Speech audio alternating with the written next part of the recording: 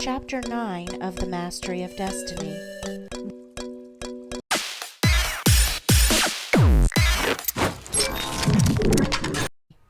The Mastery of Destiny by James Alen.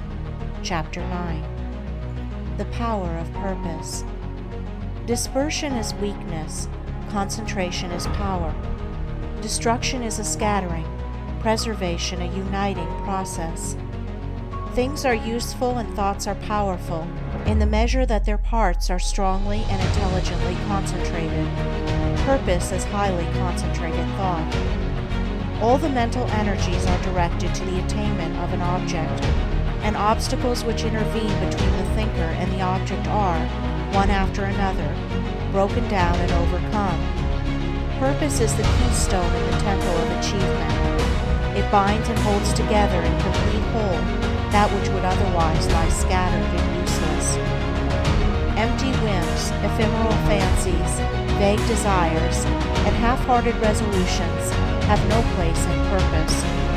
In the sustained determination to accomplish, there is an invincible power which swallows up all inferior considerations and marches direct to victory. All successful men are men of purpose. They hold fast to an idea, a project, a plan, and will not let it go. They cherish it, brood upon it, tend and develop it, and when assailed by difficulties, they refuse to be beguiled into surrender. Indeed, the intensity of the purpose increases with the growing magnitude of the obstacles encountered. The men who have molded the destinies of humanity have been mighty men of purpose. Like the Roman laying his road, they have followed along a well-defined path and have refused to swerve aside even when torture and death confronted them. The great leaders of the race are the mental road makers, and mankind follows in the intellectual and spiritual paths which they have carved out and eat. Great is the power of purpose. To know how great, let a man study it, in the lives of those whose influence has shaped the ends of nations and directed the destinies of the world. In an Alexander, a Caesar, or a Napoleon, we see the power of purpose when it is directed in worldly and personal channels.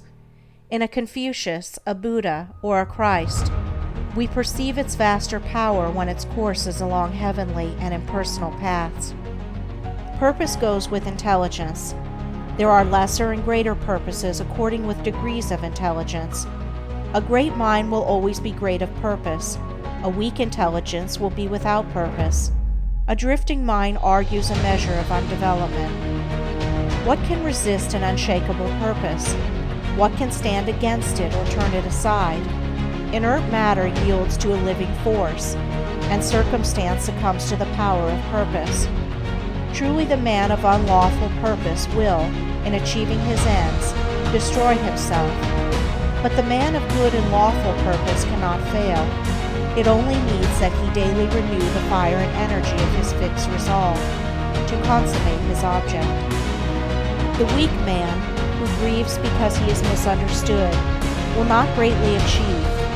The vain man, who steps aside from his resolve in order to please others and gain their approbation, will not highly achieve. The double-minded man, who thinks to compromise his purpose, will fail. The man of fixed purpose who, whether misunderstandings and foul accusations, or flatteries and fair promises, rain upon him, does not yield a fraction of his resolve, is the man of excellence and achievement, of success, greatness, power. Hindrances stimulate the man of purpose. Difficulties nerve him to renewed exertion. Mistakes, losses, pains do not subdue him, and failures are steps in the ladder of success, for he is ever conscious of the certainty of final achievement. All things at last yield to the silent, irresistible, all-conquering energy of purpose.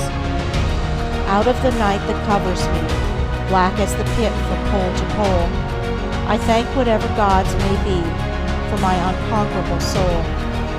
In the fell clutch of circumstance, I have not whined nor cried aloud. Under the bludgeoning of chance, my head is bloody but unbowed.